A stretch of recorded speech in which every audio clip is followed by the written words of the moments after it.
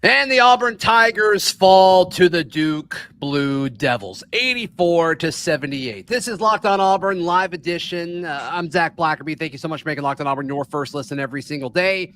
Darrell, Dapprich, Montgomery radio legend, hanging out with us as we recap the action. And Darrell, this one, I mean, I thought there was a chance Duke was going to run away with it. And this Auburn team, they just don't give up. They don't give up. And the fact that it was as close as it was with a few minutes left to go, I thought was encouraging. But then when Auburn was down 2 after an impressive run, it's a little concerning, like what they did in that situation with the turnovers, and then like the shot selection changed. But all in all, you can't be upset with the effort for sure. No, this game was really a story of 3 different segments, 3 different chapters of the basketball game. Auburn's fast start was exactly what you want on the road in Cameron. They got up 13-3, but you knew Duke wasn't going to lay down. But that's what you want. And then Duke makes that incredible run, and they go up double digits, and it looks like it got to really a danger point where you thought, okay, Duke's up 12. They're dominating the boards. Yeah. This could get ugly.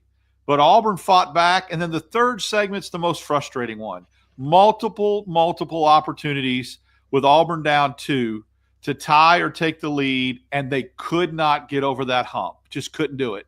And so that's where the game, in my opinion, was won or lost. I mean, Duke kept holding Auburn off. They did not allow them to tie. They did not allow them to take the lead. Me and you talked before we hit record, and I'll tell you right now, to me, the biggest 2, I guess you'd call switches or swings was when Auburn was down 2 and Chad Baker-Mazara tried to make a behind-the-back pass under the basket. Duke comes down, hits a 3. I think that's like a 5-point swing. And then when Auburn's down 2 and doing a great job defensively, and they tap the ball out to midcourt, and Proctor hits a long 3 at the shot clock buzzer. Auburn, instead of going the other way to tie, is down 5 again, just like that. Yeah. And so those are the moments that they've been able to overcome, Zach, every single game this year, and they just couldn't do it in the haunted, hallowed ground of Cameron Indoor Stadium. Yeah. And, I mean, everybody in the live chat and on socials is talking about how the game was called. We'll touch on that later. I hate being that guy. I don't want to do that yet. But the gist of the flow of the game, like, it was almost the reverse of Iowa State and Houston, where Houston and Iowa State were like the better team. They got off to a faster start, and then, Auburn kind of allowed them to slowly claw their way back in. Auburn was the one who kind of actually had a strong start in one of these big early season matchups. And then, obviously the Duke claw their way back in with an explosive effort from 3 by Evans. That was incredible performance by him. And then like the last few minutes of the half, it's like we weren't even like trying on defense. That was a brutal 2-minute stretch there to end the first half. But this team isn't going to give up. I mean, that I think that's like the biggest takeaway for all of this. They're never going to fully be out of it. But man, like Tahad Pettiford in big games, I mean, obviously you always trust Janai Broom with the basketball, but we've got to figure out how to get more Tahad more often in every single game moving forward. That to me is like, okay, you take what just happened and you move forward with this new information. You got to figure out how to use Tahad more. Yeah, I mean, he picked up the slack because Denver Jones, Dylan Cardwell, and Chaney Johnson combined for 3 points. That's fatal. You combine that with what Evans did for Duke in the first half, which he hasn't done that. I mean, so it took a Herculean performance from somebody besides Flagg for Duke to hold off Auburn and win at home. Without a guy having a career night, Auburn beats Duke. So look, Auburn's at a point in its basketball program and its tenure. This is not, you don't walk away from this and go, oh, gave it the old college try. Good try, boys. Only lost by 5 in Cameron. No, this is not a participation trophy. This program is not at that level anymore. This isn't upwards. Auburn could have won this basketball game And I feel like on a neutral floor, Auburn's the better team. Okay, now that's ifs and buts, but and the great thing about basketball, Zach, you're not going to you're going to lose 6-7 games and still have a shot to play for a national. I mean, it's a long season with a lot of games, and so you lose a game like this, it's not the end of the world. You know, it's probably one of those that you look at the schedule and say L because of where it's being played. But Duke's got 2 losses coming into this game. I fully felt confident that Auburn could and should have won this game, even though they were not favored. But at the end of the day, there were plays to be made that weren't made at crucial times, and a guy for Duke had a career game, and that's all it took to beat Auburn. Where are you with Auburn's starting guard situation? I mean, Denver Jones, I mean, he just hasn't found – has he had a game where he's popped yet? Well, up until tonight, though, up until tonight, he's averaged double digits. Is that true? That is true. He's been a double-figure score until you're tonight. Right. 11.1. Yeah, it's just a quiet 11, and he guards his rear end off. So I'm okay with him. It's just inefficient sometimes with how he does it. But Kelly's starting to come on. I mean, Kelly had a big 14 tonight. He had a good game. No, Miles is great. Yeah. So those 2 and Pettiford are making up for the lack of J.P. Pegues doing anything. Nothing. Yeah. Zilch, nada. And I hate to say that, but he was brought here to contribute, and he's not even defending people. He's got to get it going because it's hurting Auburn. Yeah, and I don't know, like, it's hard to tell what Bruce Pearl and the staff wanted to do rotation-wise because the fouling was so uneven so early on. It evened out a little bit more over the course of the game. And, you know, once again, I don't really want to get into that, but it impacted the game, obviously, from a rotation standpoint. I mean, J.P. Pegues played 4 minutes. What does that mean? Are they moving on from him already? He wasn't in foul trouble. I don't think he had he didn't have any fouls. Like, I don't really know. Like, I don't think they know what the rotation is yet. Or was today just so off because of the fouling? I think it's a combination of both. I think you're not going to see J.P. Pegues get significant minutes until they play somebody that they're supposed to run out of the gym and he can gain some confidence. A game like this, you can't take a chance that he's going to find it or get right. You can do that against Richmond or Georgia State or Monmouth and see if he can get going a little bit and that confidence carries over. You're not going to do that. See, Pettiford is a bright lights guy. I mean, he's a Jersey kid, a Houston, Iowa State. This game, when it's the toughest environment, he plays the best. So that's why you need to get him on the floor, I feel like. Now, the other problem, though, with Pettiford, Zach, is that he gets in foul trouble a lot. He does get in foul trouble a lot. And so that limits his minutes. You can't play him as much when he's got 3 fouls or 4 fouls. So he's got to tone that down a little bit, especially he's a guard. He's not guarding bigs. Denver Jones is usually on the other team's best offensive player. Mm-hmm. So I think that he needs to help. That's from a maturation standpoint. He needs to foul a little bit less. Look, Auburn, I'm not concerned about the amount of fouls that were called on Auburn. That's how they play defense. I just feel like I suspected and like I thought, Duke gets away with a little bit more. Flag looked like he walked a little bit. He pushed off a lot. There were some interesting no calls. So I'm not so much against Auburn getting called for the fouls that were rightfully called. I just don't know what Broom's got to do to get called foul against him. And some other things just look like they let it go. And so at the end of the day, you look up and it's 18-14 foul different, 18-14 fouls. You're like, well, that's not too bad. Well, they had to call a lot of fouls on Auburn on Duke late in the game to get that close. And then look at the free throw line. Well, yeah, and just real quick, like what they called, I mean, it was just so inconsistent. Like, Janai gets clobbered under the basket. Janai shot only 6 free throws tonight, and that just seems wrong. Like, that just feels off to me. But then, like, towards the end, somebody would barely get touched, and they would call it. And it's like, well, and here's the thing, though. Again, we can talk about officiating and point it out because we've done it when Auburn's won games.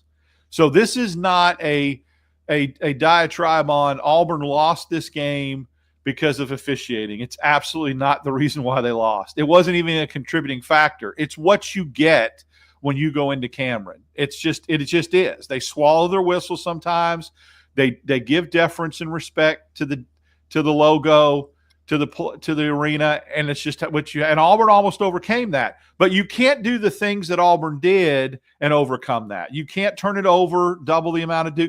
Look, in the first half, I don't want to hear a word about fouls. Auburn got out rebounded by 11 in the first half. They were getting killed on the boards. That's your ball game. Yeah. And yet in the second half, give them credit, they shrunk that. I think they ended up getting out rebounded by 2. So they did a really good job in the second half. But those are the kind of things you have to do well to overcome, maybe a little bit of a different foul, the way the game's called. Again, it's not why Auburn lost. It does change flow, rotation, sometimes. That right. Kind of yeah. So Chad Baker-Mazara was incredible tonight, statistically. But there's some elements of this that I am concerned about. And let's tackle that in just a moment, right here on Locked On Auburn. Today's show brought to you by our friends at FanDuel. FanDuel is America's #1 sportsbook. Right now, any customer or any new customer with FanDuel, you can bet $5. And if that first $5 bet hits, you get $150 in bonus bets. Why am I showing this? Why do you think I'm showing that? Can you imagine wagering anywhere other than FanDuel? Nope. So I wore the shirt. Cannot imagine it. Thank you. You're such a forward thinker. I appreciate that. Trying to be. Yeah. I appreciate that. Hey, you can be too. Head over to FanDuel.com right now to check out America's #1 sportsbook. Thank you so much for making Locked On Auburn your first listen every single day, recapping Auburn's 84-78 loss at Duke. Chad Baker-Mazara, 17 points, 5 of 8 shooting, made the 2 threes that he attempted. Was electric. Was solid on the defensive side of the floor as well. I mean, Chad Baker-Mazara was solid. And let me say this. Yeah. Was where I'm going was next, not on the bench. The first 4 minutes of the second half being 10-2 somehow in the locker room. Nothing against Chris Moore. We love Chris Moore with his hard hat and lunch pail. But don't forget, that's when Duke, to start the second half, went on that little mini run with Baker-Mazara in the locker room. It shows his value to the team. No, he's important for sure, which is why when he gets too emotional, I don't know how he didn't get called. I don't know how they when he threw that dude out of bounds. We can talk about officiating all day long. Oh my goodness! I'm like, what are they about to do to him twice? They saved him twice when he jumped into that scrum on the loose ball, and that official just removed him from the scrum. Which that was really well handled by them. Like seriously, that was great. But I didn't think do anything wrong. Him. Yeah, and you could tell the official was like, "Hey, you're good. You're good." He was just get him out of it. And then like 10 seconds later, it's nothing. He's just like, bam. Yeah. It's like, what? Why are you doing that? Why are you doing? I can't believe they didn't call anything. I can't believe they still let him like play. Or they didn't call anything on him, especially like with the way the game had been called up to that point. I'm like, they're gonna like drive to his house and like, take stuff from him. Like, but that he's got to fix that. And like, part of his emotion is what makes him such a good teammate and player. But you got to control it in those situations. Yeah, I think I was on a talk show earlier today with your buddy Jacob Goins, and we were talking about that. And I said, it's funny, you're a little bit prophetic right now when you're talking about this, Zach. I said, my concern is Cameron is such an emotional place to play. The students are right there on you. And Zach, they say some nasty things. They have this sheet that they give them, the students, and it's got all these talking points about how to, personal things about these players. And I said, I'm concerned about how he's going to respond to that because he's such an emotional guy, and they may be able to get under his skin. The Duke players are they're always that type of kid that gets under your skin, from Leitner and you go all the way back to Danny Ferry. They're just dudes that you want to punch in the face. And that would concern me. And then their fans are just obnoxious and say nasty things. And like I said, they're right there on you. I was concerned on how he was going to handle that because he's emotional. Some guys react. I would react. That's why it's good that I don't go to road games like that. It's just one of those things. But yeah. I was concerned. And Broom's an emotional guy too, but he did a pretty good job. He almost got teed up when he dunked on that guy and that guy fouled him and he posed, over him. He stood over him and that ref was about ready to tee him and he wanted to, and he refrained. Auburn's got to get that kind of stuff under control. Mm-hmm. Probably none in the live chat now, but any Auburn fan that went to that game, comment below. Like if you're watching this after the fact, please comment below your experience. Because I mean, the crowd sounded electric. Like through the broadcast. Yeah, they did sound electric, but they were walking around telling people, numerous sources cited that, beat writers and everything else, that Duke fans were going up to Auburn people saying, this is unbelievable.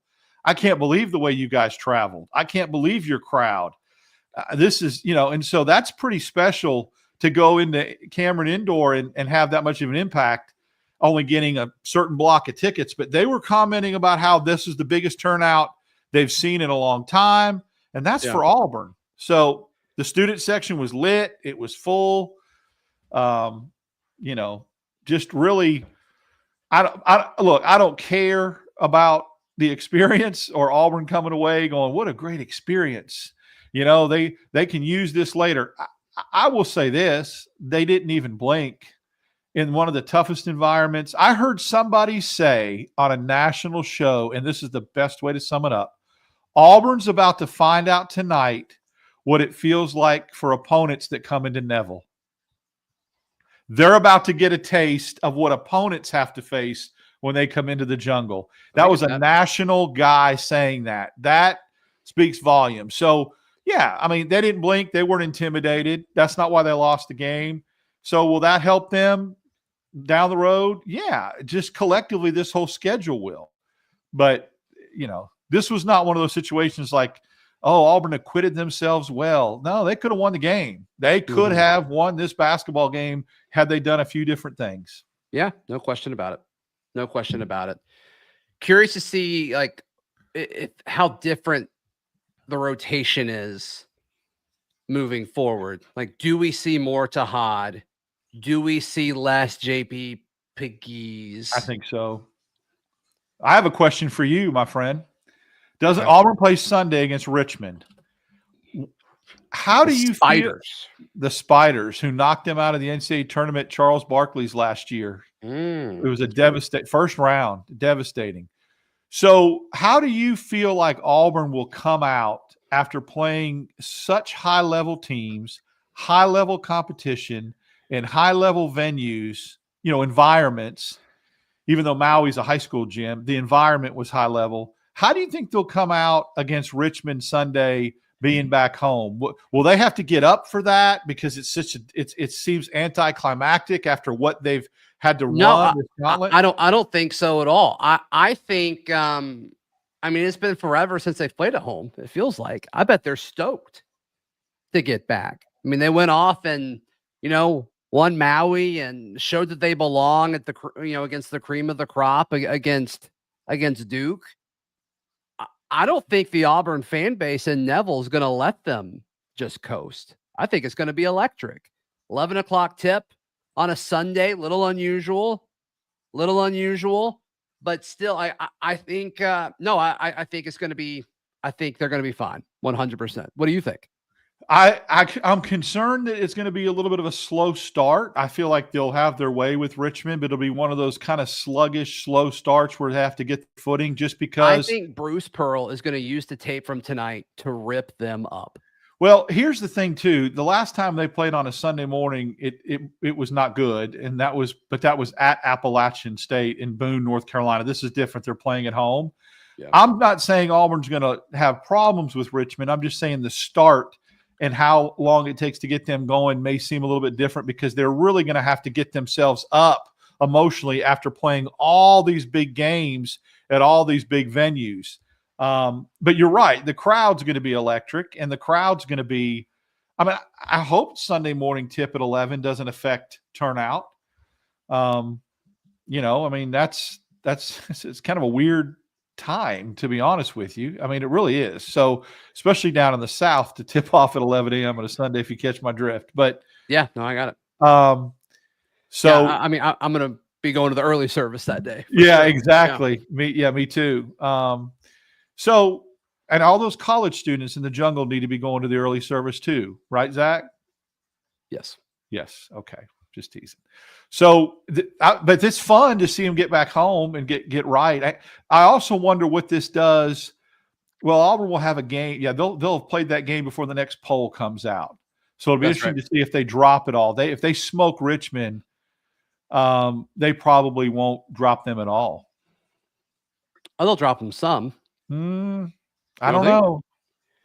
I don't think they're lower than 4 or 5, but I don't think they'll be 2. Gets that much love and that much respect and that much consideration that if you go into Cameron and lose by 5 or 6 and you watch that game and see what an elite high-level basketball game that was, they get so much credibility that they'll go, oh, Auburn, no, they're fine. Leave them right where they are. It's more about Duke than it is Auburn as to why I think they won't drop. I will say this: if they drop, they probably don't go any further than 3, maybe 1 spot.